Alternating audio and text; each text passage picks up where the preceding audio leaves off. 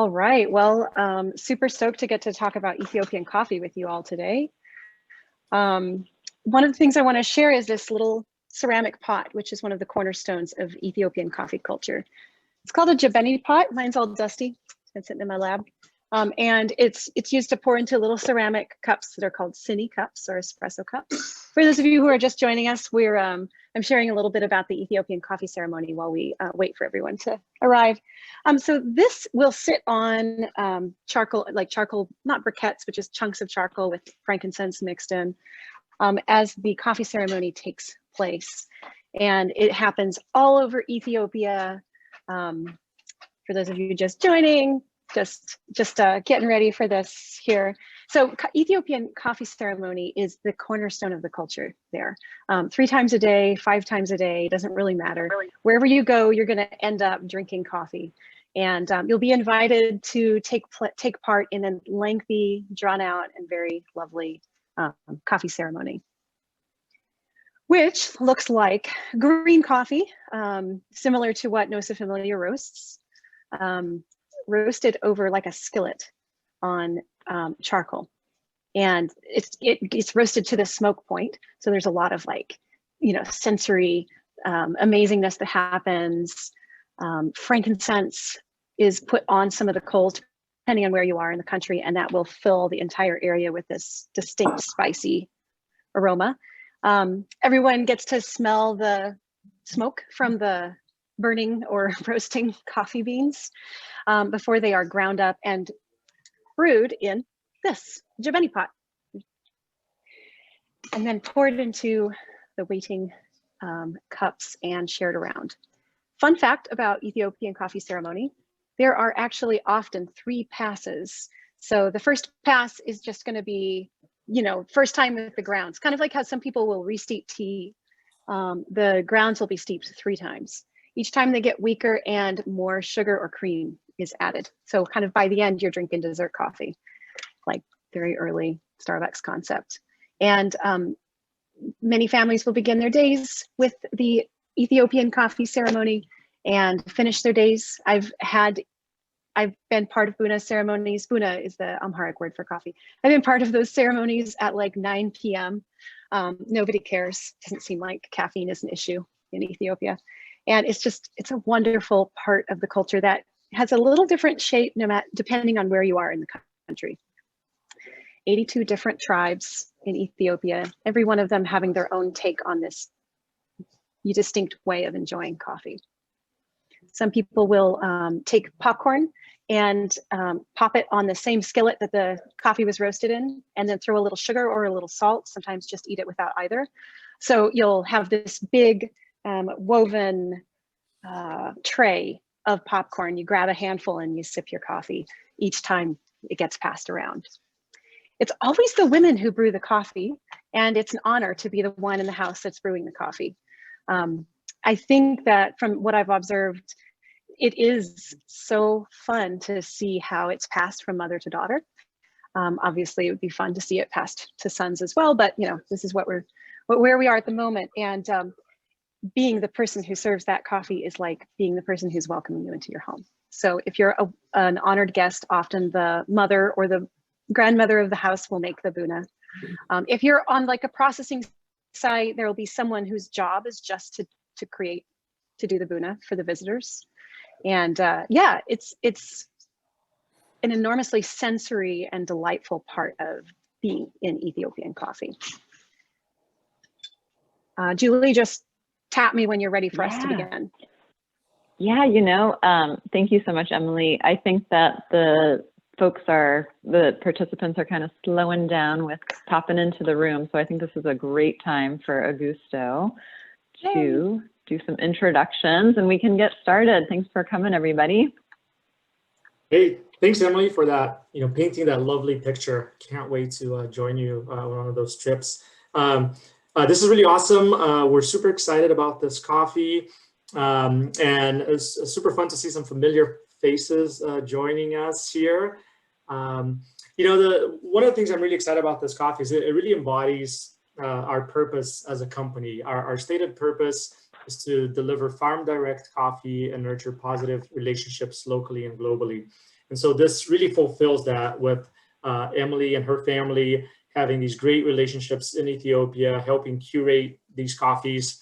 So it's transparent all the way through from the people that are growing it, with Emily and then her crew importing it, and then us getting to transform it into, you know, delightful roasted beans and then share it with you all. So thanks for joining us, and I'm going to turn it back over to Rob and Emily. Excellent. And I'm actually going to hop in real quick there. So we're going to hear from Emily for about a half hour, and Rob, our director of coffee at Nossa Familia, myself, I guess I didn't introduce myself. I'm Julie Hudak. I'm the sales manager at Nossa, and I'm happy to be here as well. So Rob, Augusto, and I will be interjecting questions for Emily throughout her time talking. And at the end of our time listening to Emily, we'll have Q&A from you all. So over the next half hour, if you have questions for Emily, feel free to throw them in the chat and we'll answer those at the end. And so you can save your questions for the end, throw them in the chat then, or throw them in as they come into your mind. So Emily, I'm going to turn it over to you.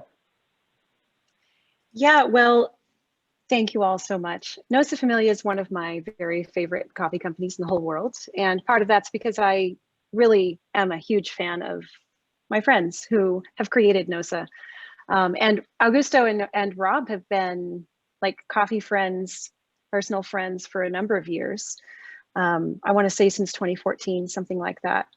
So it's been great to kind of evolve our businesses together. And over the years, you know, we were looking for ways to work together, and then things really have coalesced with us getting to source this beautiful Sidama coffee for Nossa Familia. And I'm really honored to get to share this. So relationships, right? That's why we're here in coffee. Relationships, right now we're kind of missing that interpersonal thing with the cafes, but we're still drawn to how coffee pulls us together. And that's how we all here are in the same spot. So relationships are what drive us at Catalyst Trade, working in Ethiopian coffee and working in North America with coffee roasters like Nossa Familia. And I want to talk to you a little bit about what that means when we work with our producer partners. So a little bit about Catalyst Trade. We're a majority Ethiopian owned company. So I'm one of two American co-founders and the CEO, and also do a lot of the account management. So I get to work directly with Rob to source this coffee for you. We have a really astoundingly skilled team. Everyone is very specialized in what they do. And that includes my co-founder, Zelalem, who I've worked with since 2013 in Ethiopian coffee. Now, Zeli is fluent in Amharic and English, as well as conversant in a few Ethiopian tribal languages. That's a great skill, but where he is probably, well, I can't say how pivotal Zeli as the key part here is, because Zeli, being Ethiopian, has a unique perspective about relationships. In our experience, it's easy when you have a kind of buy-sell relationship to just keep your eye on profit and profit only, both sides. But Zeli and Michael and I, the three managing directors of this company, we entered this industry with an intention to do more than that. We acknowledge it's necessary for businesses to be sustainable. If we aren't sustainable, then why are we here? But beyond that, how are we sustainable? What is the method? So when we look at our supply chain, that's a huge part of it. And there's a huge movement of roasters, and Nossa has honestly led this movement, I think, especially in the Pacific Northwest and down the West Coast, of roasters looking at their supply chain with a little bit of a long-term eye instead of just short-term, what can I get for this dollar? And that's great, because the coffee industry is at a crucial point where it really needs this type of intention. For us, since we specialize only in Ethiopian coffee, we've got this extremely deep dive perspective on what does it mean to build sustainability in Ethiopia with relationships. And it starts with what we think of as basic human respect. We work as partners with our coffee roasting, or with our coffee suppliers. So we'll sit down with them when we're beginning the relationship, and we'll say, hey, what do you need? What are you looking to do? What do you need out of this? And how can we work together? Obviously, you want to sell coffee to me, but what are your goals, and where can we go together long term?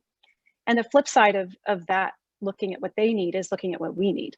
So between 1 and 5 years is kind of the process for us of getting a relationship really grounded and both sides happy with the results. And sometimes we end up parting ways because we find that we're not the best fit. And that is also really useful because that is part of respect. So in this case, to talk about the Demeka Becha coffee and the relationship there, this is a Sidama family led by a patriarch named Ayele Tulu. And I actually would like to screen share and show you all some photos of the family and the site and the coffee itself. So hang tight and let me do that. I have been personally, let's see, 2013 is when I began to represent these producers. And 2016 was my first visit to Ethiopia. And this photo behind me, actually, if you all can see, is my daughter at that time, 4 years old. My partner, Michael, and I moved to Ethiopia and spent about 6 months there working very in-depth with a lot of the producers that we actually still partner with.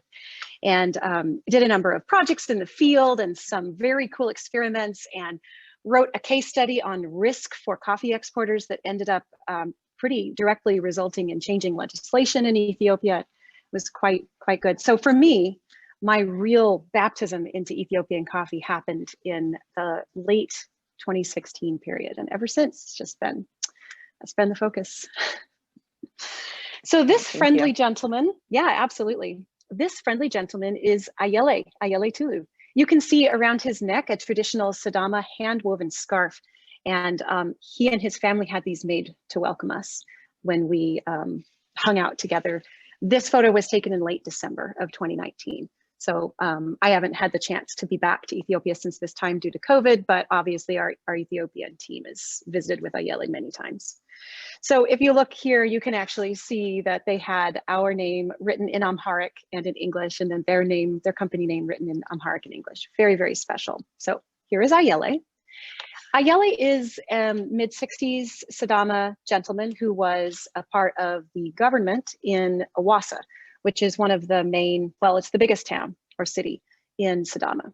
Interestingly, Awassa was the headquarters for the Southern SNNPR, Southern Nations National. I'm just going to say SNNPR, guys, because I'm stumbling over that. Anyway, it's a very large, huge zone in southern Ethiopia. But recently, Sidama, Ayele's tribe, voted to basically secede from the big zone and create their own zone. So Awassa, where he lives and where we met with him in this photo, it was the capital for the SNNPR, but now it's the capital for Sidama. And I guess there's about a year for the SNNPR to source a new capital city. Side note. So Ayele and his lovely and incredibly dynamic wife, Ganet. Ganet is an Amharic teacher in Awassa. So that would, my former aspirations were to be an English teacher. We basically would have done the same thing. And you can see her here, actually the Jabeni pot right next to her. So this photo was taken mid-coffee ceremony.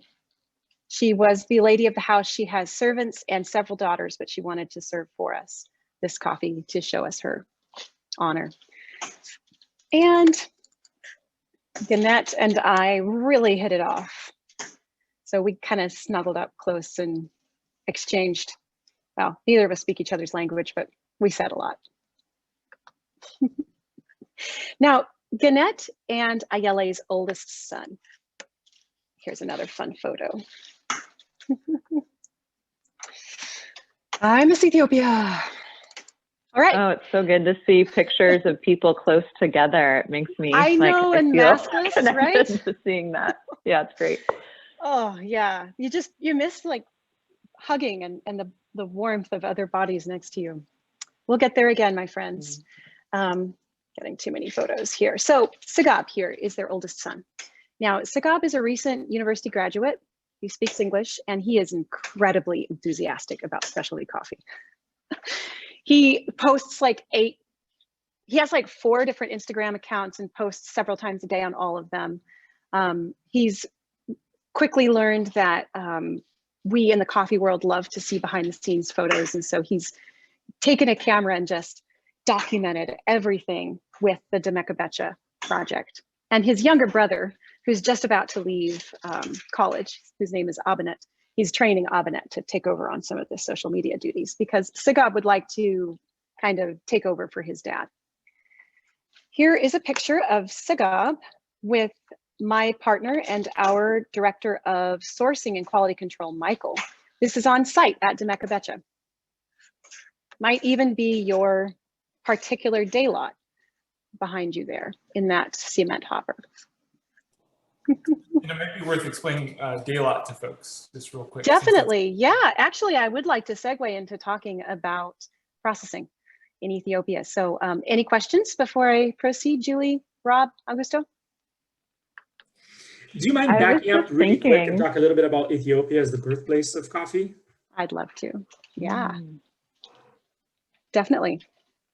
Yeah, so Ethiopia is a land that we think of as mysterious, right? Because we're Americans.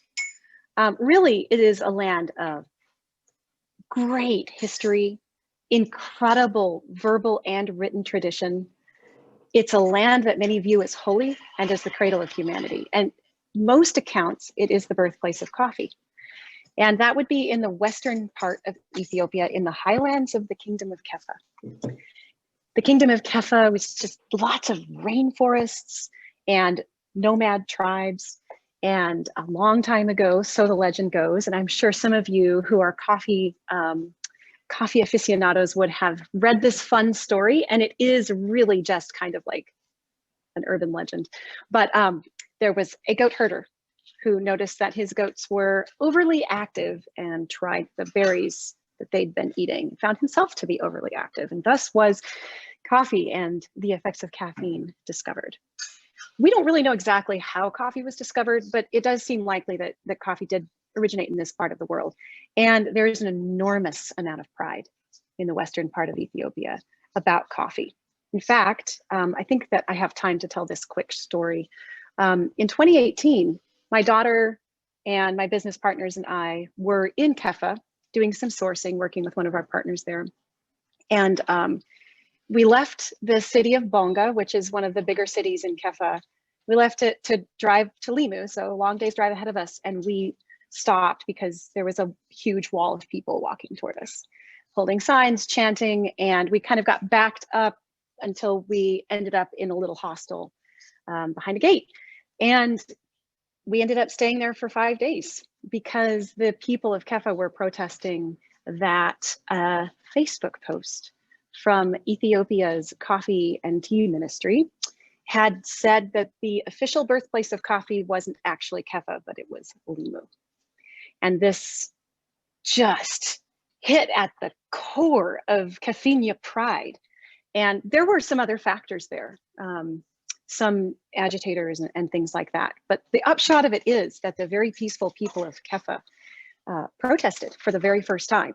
And they protested that their identity was being taken from them. And we got to watch all of it. There's an article that I wrote for a coffee publication called Daily Coffee News that I'm happy to share with Julie so that she can share with any of you who are interested. That was a little bit more researched version of this. But for 5 days, about 100,000 people marched through the streets. People came in from the forest, from the field, and joined their voices. And eventually there was a kind of apology that was made. And it's been generally acknowledged that yes, Kefa is still the birthplace of coffee. So this shows you how deep the pride of Ethiopian coffee is. And although there are 82 tribal identities in Ethiopia, it could be argued that possibly the unifying identity in Ethiopia is a true love and ownership over and pride with coffee. That's such a fantastic story. And I'll get that link from you for the article. And we are going to be sending a follow-up email to everybody that's here with a little treat afterwards. So we'll include a link to that article and maybe even the social media handle for fun. This gentleman. That'd be fun to follow him too. Oh yeah, I can definitely give you his information. Great. Okay, so let's segue from talking about Ethiopia's pride in general to talking about Ethiopian coffee processing. Now, think of it this way. I have a plum tree in my backyard. I'm not a plum farmer, okay? I just have a plum tree in my backyard. But maybe a couple times a year, I go and I pick any plums that appear ripe to me, relatively ripe, and I put them in a big IKEA bag. And I'm like, yeah, this feels like 15 pounds. And I take it to the farmer's market. And I get paid in dollars per pound for those plums. And think of me as a coffee farmer now in Ethiopia. In a lot of the parts of Ethiopia, this is about the way that coffee is farmed. Now, there are certain areas of Ethiopia where agriculture is actually practiced. But in a lot of Ethiopia, including in the hills and the fields surrounding Demeka Becha washing station, what you have is actually thousands of smallholders who will pick from the coffee that grows wild in their yards, put it in a sack over their shoulders, or if they have more, they'll sling it over somebody's mule and trek to the washing station where they get some cash in exchange for their cherries. Now, that gets weighed, and I actually have a photo of the Demeka Becha scale. So this is a ubiquitous looking scale. Do you see this kind of blue, soft blue scale? Everywhere you go in Ethiopia, you'll see this or the sea green color. And this is a really nice area, by the way. It's clean. You can see that it's shaded. If it's raining, the coffee can still be transported without getting damaged. So that's a positive thing. And now I'm going to zoom in for you to see this messaging here about ripe cherries. So Sigab has this hanging up. We don't want green. We don't want yellow. Yes, we want red. We don't want plum or black colored cherries. Now, not a ton of people pay attention to that, which is why we do so much sorting, but we always try. Because obviously the care that's used in selecting cherries will impact the final product. So each individual gets their contribution entered in a logbook, and they get paid for their cherries. And some of them may bring, multiple times in a year to the same washing station where they've developed a relationship, and others will kind of shop their cherries around to whoever will give them to them. Once these cherries are received, they're usually just processed along with all the other cherries that were remotely received in that time frame. And then all of that will either make up a lot, or that lot will go into a much larger lot, which is the entire production of that facility. So I'm going to return to that topic, but first I would like to show you what a washing station looks like in Ethiopia. So you'll enter through the gates, and then this is what you'll see. To our right here is a storehouse. This is where the finished coffee is stored. And then over here, if you look, you can see this huge concrete hopper. So this feeds down, all of the cherries will be dumped into this hopper if they're going to be washed process, like Nossa Familia's lot is. They'll be fed into this hopper and then pulped, and I'll show you that in a sec. And then over here, you can see these concrete fermentation tanks. You see the kind of rectangular, the shadow shows them there. Those are around 10,000 gallons a piece, and that is where the fermentation takes place, which I will talk about a little bit more in a moment. Now, here is another image for you, slightly moved to the left in the screen so you can see the drying beds. So again, we have our shaded area where the coffee is intaken through this hopper. It's going to be washed, fermented, washed again, and then carried to these drying beds, where they will be Emily, yeah.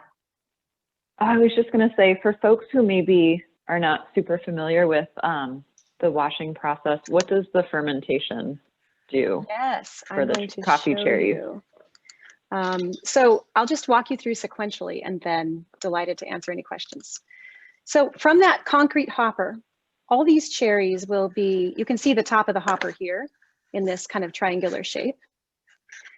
The cherries will be brought through this pulper. It's going to be a multi-disc pulper, and it's going to basically crush if it's adjusted properly, it'll crush the fruit off of the cherry without damaging the coffee bean inside.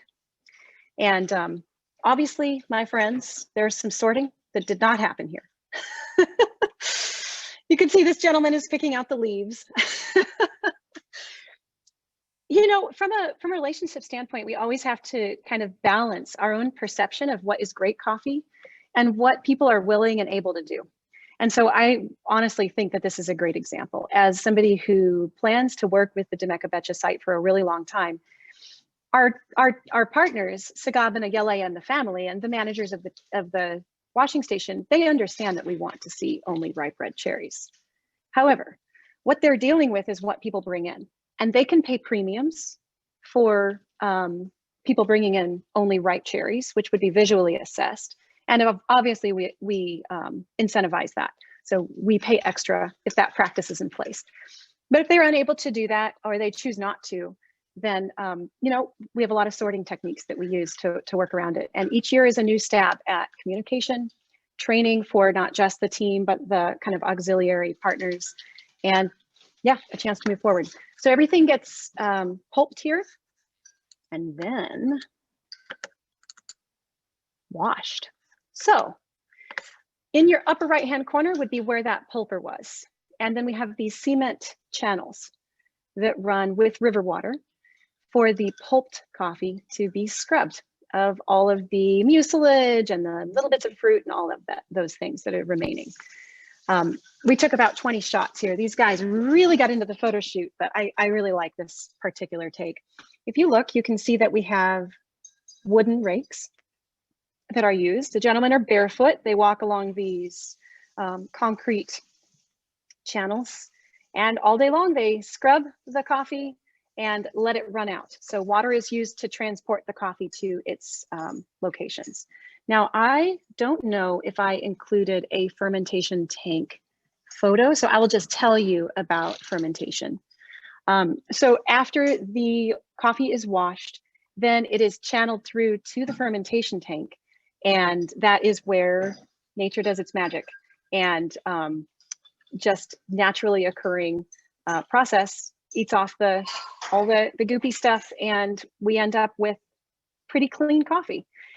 It's fun. Rob, you can talk more about these details given your experience in Latin America, but I remember being told that a test to see if all the mucilage had been properly fermented was to put your hand or an implement in and see if it came out clean. Yeah, so basically if you stick your hand or a stick in and you pull it up, and well, with the stick, you stick your stick in, pull it up, and if the beans are stuck to it, they're not quite ready. But if you stick it in and pull it out and it's just slime and mucilage, but there are no beans, then it's, you know, potentially ready. Or if you go in and feel it, you can feel the mucilage starting to pull off the seed. And so when it starts to feel gritty together, when you rub the beans, the parchment together, then you know that you're getting to the right spot. Yeah. And a lot of this is just remove the fruit material so that you don't have fruit material on the finished grain before drying it, so that it's, you know, stable-ish. Yeah, it allows for proper, even drying. So once the fermentation is complete, the coffee is carried in trays over to the drying beds, which I showed you earlier. And on those drying beds, it then undergoes exposure to the Ethiopian sun, the wind, and the elements. Now, if the elements get too strong, one would hope, and it is the practice, that they get covered by government-issued plastic, like tarps. So if it rains, you'll hear the shouts and everybody goes out. No matter who you are, you go out and you help cover the coffee. If the sun is too hot, like middle of the day, then the coffee may be covered. And a few days later, once the coffee reaches about a 10.5 moisture content, it will be removed and put in bags and taken to the first storehouse that I showed you to await transport to Ethiopia's capital of Addis Ababa. Now, catalyst trade, what we do, actually, I'll get to that in a sec. I wanted to talk to you about day lots, because what I just walked you through was the whole process for a standard washing station. And kind of what they'll do is accumulate the coffee in that storehouse all season long. And then they'll end up with a really large batch of washed coffee and a really large batch of natural processed coffee. Well, this has been done a lot in other countries, but it hasn't been really done in Ethiopia. What we were able to do, and what Nossa Familia actually purchased an exclusive lot from, were day lots here. So on a particular day, all of the smallholders who brought their cherries had their cherries combined into one batch and processed as a single batch. And we were limited about by the size of a fermentation tank. So if we got more cherries that day, you know, whatever, they went into a different fermentation tank, and this is the one we're focusing on. So it is really unusual to be able to have day lots in Ethiopia. We count this a huge, huge triumph. And I will tell you, my friends, my team hand wrote tags for every single one several times because they kept getting torn off. This year we've gone to a better version. But last year we were just using tags. And I will also tell you that the day lots got mixed up several times. And my co-founder Zelly is as hard-headed as they come. And he was obviously did part of the work, but he forced the lots to be separated out again. So thanks, Zelly, for saving our day lot multiple times. Without you, this would not be possible. And just know that what you're drinking it's absolutely unique. There were only the bags of coffee that Nossa Familia purchased from this lot. And it was a little bit of a unicorn situation that it even happened. As much as we pushed, it's been 3 or 4 years that we've tried to do day lots, and this was the first successful run at this site. And the really cool thing about day lots, if I can interject, is, and we see this in Latin America a lot, is you think that same trees, same processing, same drying, everything's going to taste the same, but day lots can be incredibly different from one another. And so it's really fabulous to kind of have just this small snapshot of what this washing station is able to produce. So it's really cool on our end. Well, I think that actually leads us to our next point on the agenda, which was, Rob, for you to share a little bit about why you purchased this coffee, why you chose to roast it the way you did, and anything else that you feel like sharing. Sure. Well, I mean, I do want to start by just saying that working with Michael and Emily and Zelly, who have not yet met in person, but Emily, it'll happen, my brother. It'll happen. A long time, has been a hope of mine for a very, very long time. And so since we met pretty much right when you all moved to Portland, I think you all stopped by the warehouse there on Johnson Street not too long after moving in. I think so. Winter of 2014, like January 2014. Yeah. Been friends ever since. I think we just had a couple formally hung out, and then, you know, have been friends ever since. And one of the things that I really appreciate about Catalyst and Emily and Michael and Zelly is that I have the utmost confidence in them as people. And because of that, I know that when we talk about how the farmers are being treated, what they're being paid, and how all that goes, I have confidence in them treating the farmers the way that we would want to see the farmers treated. And that's the biggest reason why we're buying from you all, is because of the people that you are and how you choose to work with others. The second reason is the coffee is just absolutely dope. So, but you know, this coffee, when Michael sent me the samples, one of the things I absolutely loved about it is it's just it's like an exquisite example of a washed Ethiopian Sidama. It has those really, really large, lovely floral notes. It's got this incredibly vibrant citrus and peach sort of character going on. It's light, it's tea-like, it's effervescent. It's kind of like everything that a classic washed Ethiopian profile should be. And it's knocked up a couple notches. So it's not just like, oh, they're there, but it's like they are there, right? And so that's kind of what helped us really, really like this coffee. And, you know, we'll get to the roasting in just a second, but the other kind of quick note on the side of buying is that, you know, we do plan to buy from the same producers year over year. Last year we bought from Sereji, which was, I think, our first purchase from you all. And it just didn't work out for that relationship to continue. Demeka Becha is going to be the one we bought this year because it's the farmer that the farming group that we intend to work with, or the washing station we intend to work with going forward. So next year you should be able to see Demeka Becha on the shelf from us again, all things working out, you know, knock on wood, as they say. But it's important for us, and this isn't typical in Ethiopia, to be able to have a small, constant relationship with somebody. It's usually you're buying right. It's a station. You don't really know the people that well.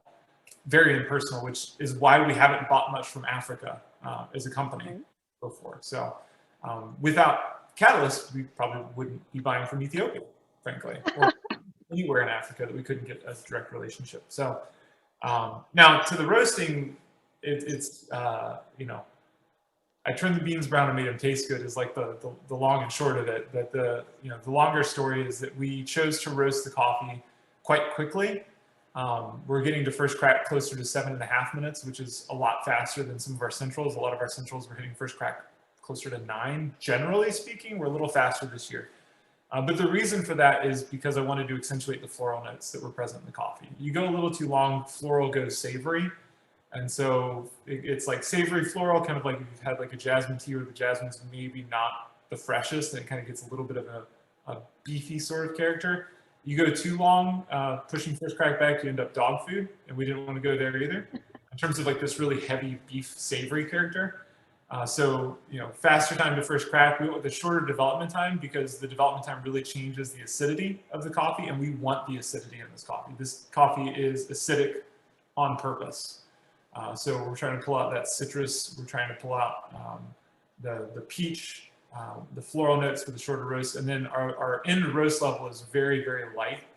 It's probably one of the lighter roasts that we've done as a company, and all this also works in part because of the lower moisture content, the small bean size, et cetera, et cetera. But yeah, so basically we're going fast and we're going light is our general. Can I ask you a question, Rob?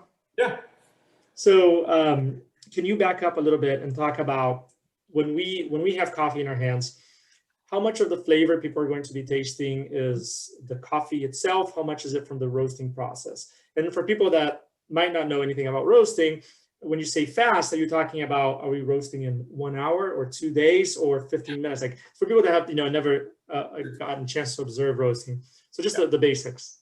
Appreciate that. Yeah. Yeah. Roasting in general, like if you talk worldwide averages, somewhere between 10 and 15 minutes is the typical duration of a coffee roast. So it's a very short process in general. And we're taking coffee from room temperature, usually up to about 400 degrees Fahrenheit or higher. So 200 degrees centigrade or higher. You're talking second crack, we're looking at more like 450, which is about 230 centigrade, for those of you who are keeping track at home. And what is the crack? So coffee makes a pop like popcorn does. Basically, as you're roasting the coffee, the water vapor that's trapped inside the cell structure builds up pressure, just like in popcorn. And once the pressure of the water vapor exceeds that which the cell structure and the coffee's structure is able to hold on, it will actually make an audible popping sound. And that audible popping sound releases the moisture from the inner parts of the bean, which allows sugar browning reactions that were just mostly happening on the surface to then rush into the middle and start happening as well. And so when the pop happens, that's when we start something called development time, or we start tracking it, which is how long we're letting that heat and that chemical reaction go from the exterior surface into the middle of the bean. And that changes the color, it changes the acidity, those sorts of things, yeah. And then generally, when it comes to flavor of the coffee, a lot of it does have to do, especially in light roasts, a lot of it has to do with what the producers did with the coffee. The quality of the bean, the origin, cultivar type, processing method. Cultivar is not as strong in coffee as it is in wine in terms of like deriving flavor. So processing and quality have a lot more to do with it. Cultivar does play a part, but it's not as big as in wine, like a Malbec versus a Cabernet Sauvignon or something like that. Unless you get into geishas and all these other weird varieties. But generally speaking, processing and all that take a bigger stage. On light roast, it's a big deal. Once you get darker and darker, we've substituted on the cupping table once before a Nicaraguan for our Brazil, which are two wildly different countries in terms of the flavor characteristics that are produced. And once you get to a French roast level, it's not really there. It's really, really difficult to tell the difference once you get there. You're tasting more roast than you are anything. So we do have to roast it well so that it's not overly harsh or overly sharp. We do want to make sure it's not overly savory. So it's, I don't know percentage breakdown, but the origin is incredibly important in light roasts. The quality is incredibly important in light roasts. But the roasting is also important because you can mess it up and make it taste like battery acid pretty quick too. So. Not that anyone should have ever tasted battery acid. I don't know why we use that as an example. I've never tasted it. Right? Maybe it just seems like something that would take the skin off our tongues with acidity. One other topic that I wanted to kind of touch on before we move to the Q&A was, why is the Ethiopian coffee trade so complex? And why do people like Catalyst need to be here?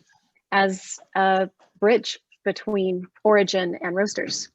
And honestly, I could list reasons, and if you got me over beer, stories for probably until tomorrow, but I did write down a couple to share with you. So Ethiopian coffee is a huge part of the national product, and it's also a huge, it's like one of the biggest cash cows in Ethiopia. And Ethiopia is a country that runs on foreign currency. So their own currency is constantly devaluing. And the way that everything happens in Ethiopia is with foreign currency, euros, USD. USD is great. So every transaction is overseen with incredibly minute detail. Interestingly, all of this oversight does not result in efficiency or even systems that make sense. And so what you have is so much red tape and documentation to do business that I think that it was a couple of years of actually filling out paperwork and trying to make this all happen before it began to click in my head. And there are parts of the process that I just know who to trust to deal with it for me. So every transaction in coffee in Ethiopia is incredibly monitored by the government, from the minimum cherry price in each area of Ethiopia that is paid to the producer. That's good, by the way. Producers can't get paid too low because they're desperate to sell their cherries that day. And that was a real problem. I'll talk a little more about that in a minute. There are minimum prices for a washing station to sell to an exporter. There are minimum prices for an exporter to sell to an importer like Catalyst Trade. Now, we don't have minimum prices on what we can sell, but obviously we have unit economics to deal with, just like everyone else. So there are price lists that are sent out every week. I'm going to tell you that mid-season last year, so like I want to say it was maybe March, so everybody was buying and selling Ethiopian coffee. Suddenly, overnight, the Ethiopian national government instituted a new price minimum list that was updated every day. And if your contract was below that, even if it was negotiated and great for both parties, you couldn't file your contract. However, my friends, we are about 11 hours different from Ethiopian time. So there was literally no way to register a contract unless you timed it on the weekend. And because everything was not an electronic filing, you had to take that paper contract to the Bank of Ethiopia, wait in line, and get it stamped. And it didn't work very well. That has been changed to a weekly list. And so now all of us are like, okay, we can work with this. And that list is another question for another time. But that fast switch in legislation is part of why it's so complex to work in Ethiopian coffee. Overnight, huge sweeping changes will be instituted with no warning and no phase in or phase out system.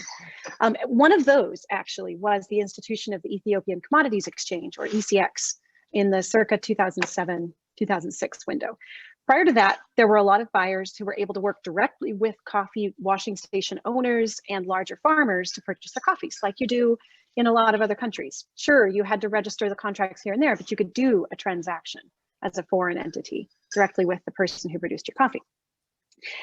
However, a lot of the coffee producers, the smallholder producers, the equivalent of my plum harvest, were getting abused. They were not being paid enough. They were not being given money up front and told they'd be paid later and then not getting paid.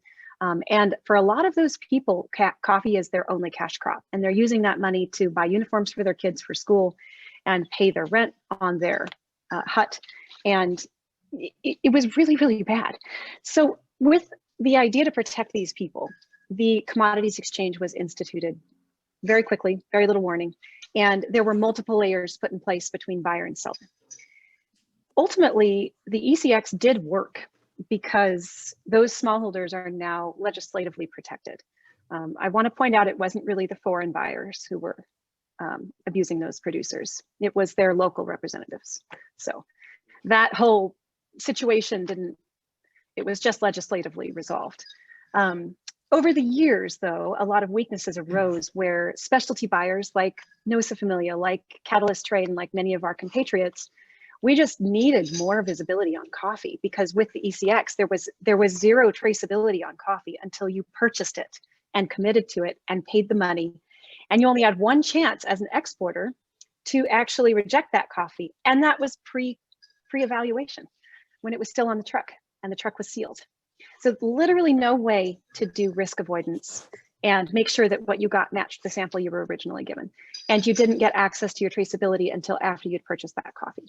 So it didn't work very well. In 2017, that did shift. And so now there are still a lot of layers. Still, we have to have the coffee change hands multiple times, but we can get visibility the whole way through.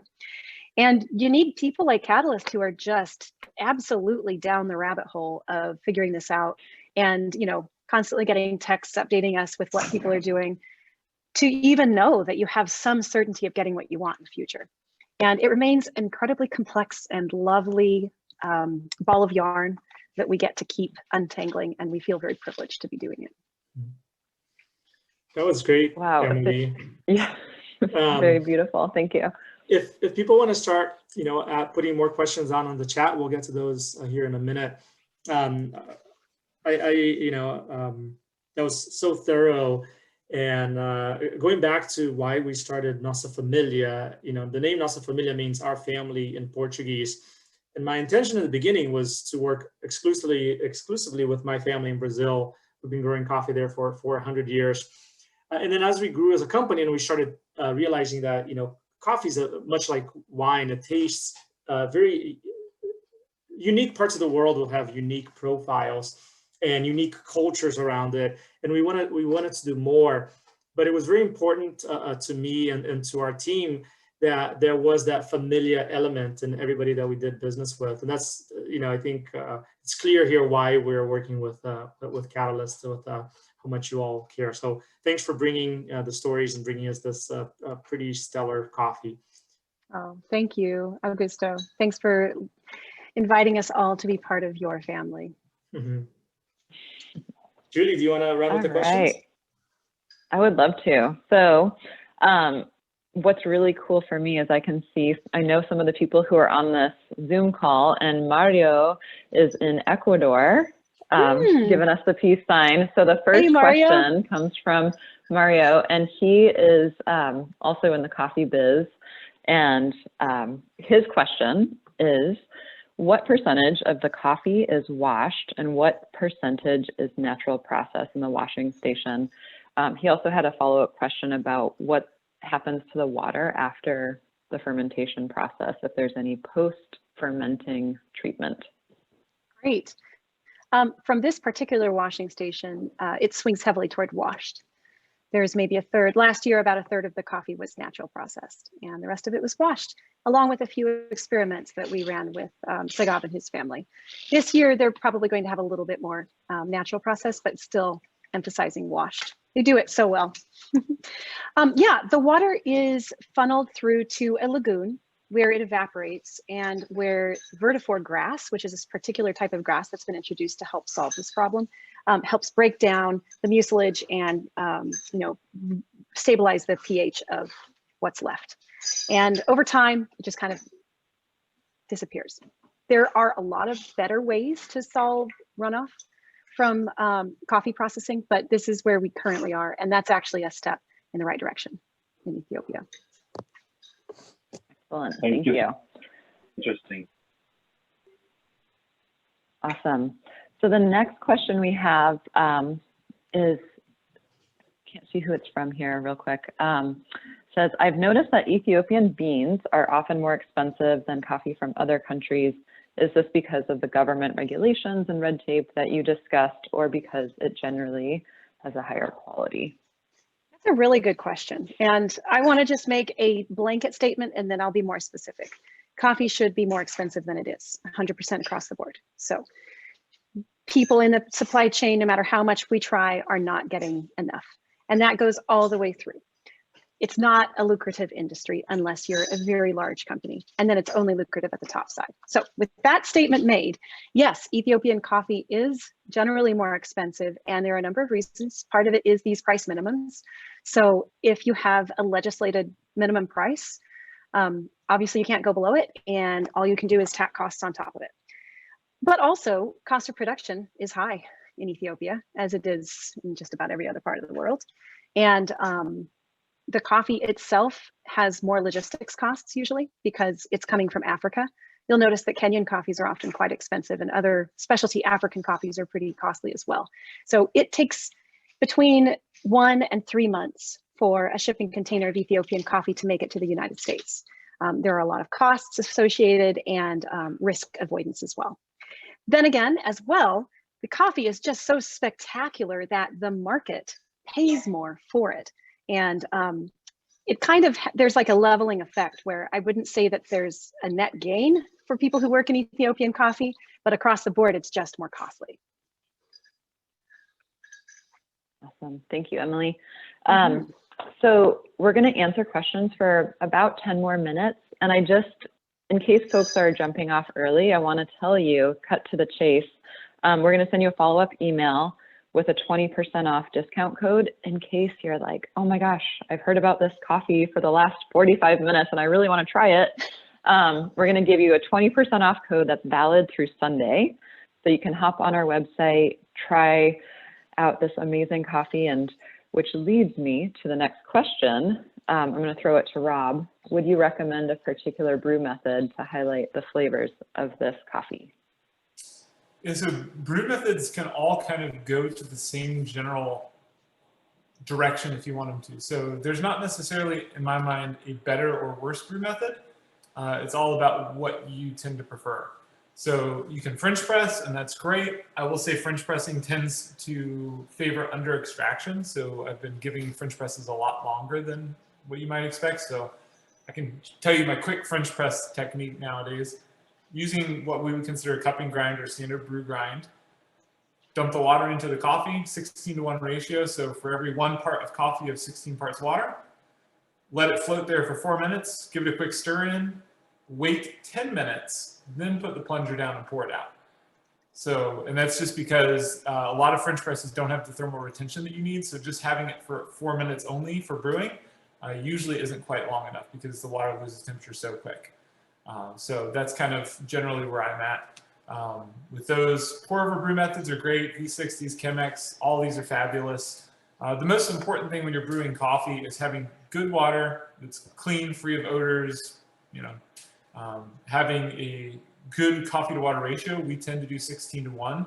So that would be 16 milliliters of water for every gram of coffee that you use. I think that roughly works out to about 2 tablespoons per 8-ounce cup of water if you're going with more volumetric measurements.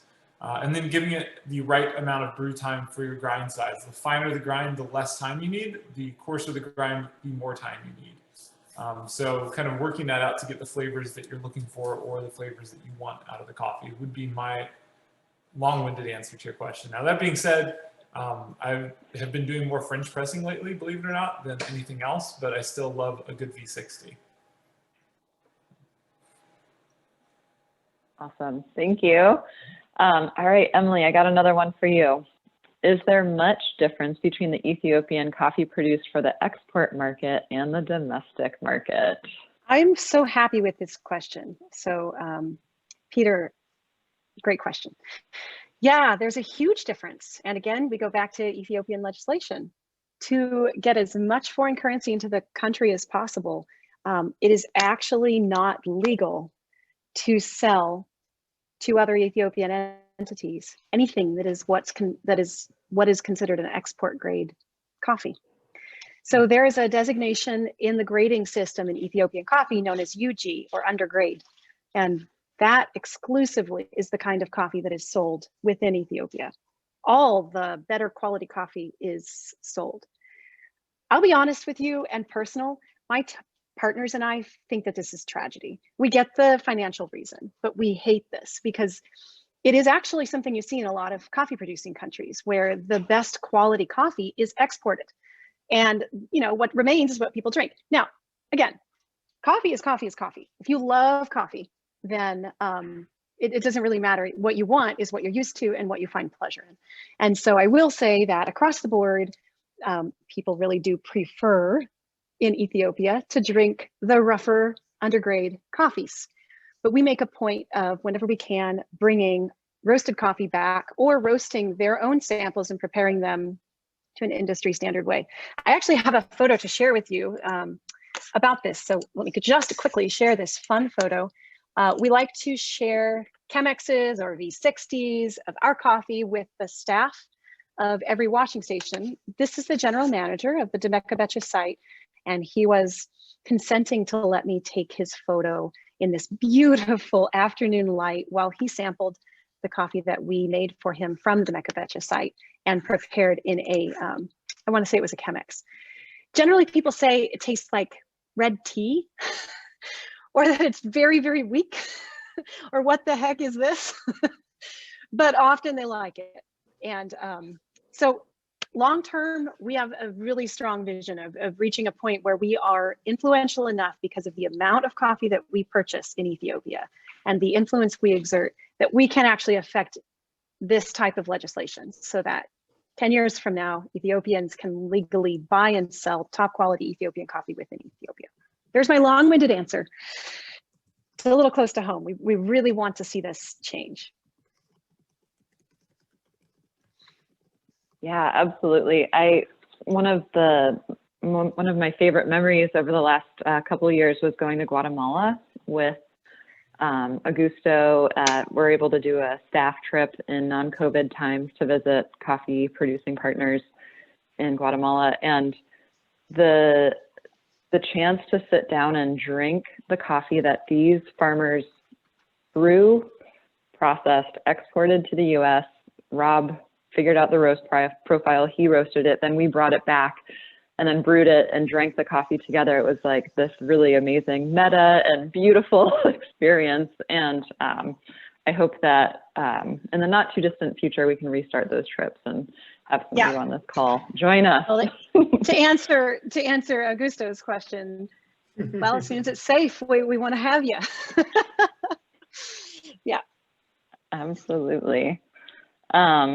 So I think that we probably have time for one more question. Let's see. This is a tough one to kind of just figure out. Yeah, Mario, it's a beautiful place to visit. Yeah. Somebody asked about a way to give feedback to the coffee producers, and I thought that was kind of interesting. Is there a way that that's a great question. We can share feedback?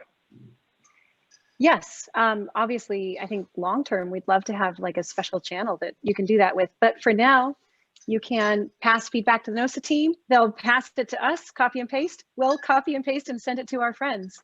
And yeah, we would be delighted to carry that information for you. So if you have feedback or thoughts that you'd like to share, please send them through that method and we will make sure that it reaches its destination. Awesome. Thank you. I appreciate that. And I'm going to put the discount code for 20% off into the chat. We're also going to email that to everybody. So I just wanted to turn it over to Augusto and Rob to kind of finish their final thoughts and send us off. Cool. Yeah, thanks to everybody who's participated, taking the time to be here with us. The discount code, like Julie mentioned, is good through the weekend. It's a one-time use, but it's valid for all our coffee on our website. And feel free to share it with a family and friends, special people that you feel like they deserve a special treat. But yeah, it's good for one purchase through the weekend, so it goes quick. Yeah, we're thrilled with this coffee. It's super tasty and it hits us all in the right spots with the relationship as well. So thanks Emily for bringing it, and Rob for helping us turn it into magic. Yeah, absolutely. Sorry, I had the spinning wheel of death there for a second. Got locked up. No. Yeah, I mean, this coffee is fabulous, and Ethiopian coffee has always held kind of a special place for me, and so I'm really happy just to be able to share this with everyone and have the opportunity to taste some of these amazing classic profiles that I've always associated with amazing coffees from Ethiopia, and it's really a happy thing for me to be able to work with friends finally, and then also to be able to share these amazing flavors. So, and do it in a way that we know is treating the farmer with the respect that they deserve, or the producing group in this case. So. Well, in my final words, let me, oh, sorry, go ahead, Augusto, and then I'll go with my final words. another selfless promotion by Nossa Familia. We're doing another super fun event coming up on March 13th. It is a coffee plus wine event being put on by Brooks Winery. They're another B Corp company here in Oregon. So we'll include a link of that in the email as well. You need to reserve your spots by this weekend as well. And that one is a $99 fee, and you get a coffee package and a wine package. And then there's an hour and a half event with us and the winemaker. All right, Emily. Oh, that's cool. Yeah, I just want to thank you all for supporting Nossa Familia. They're fantastic people. I've known, how things are working behind the scenes for years now. And just thank you for supporting Catalyst Trade through Nossa Familia. We are absolutely determined to do you proud in every possible way. So thanks for being the engine that drives this incredible change in the coffee industry. Thanks, Emily, and thanks, everybody. Thank you, Emily. Bye, everyone. Have a great day, everybody. We'll see you later.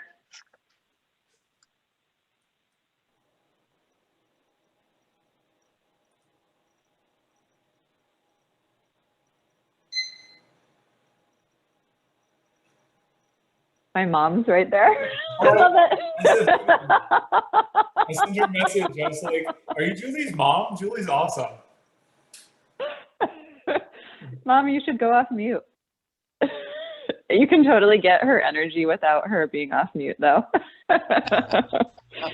This was really great. Thanks so much, Julie, for letting me come and hop in.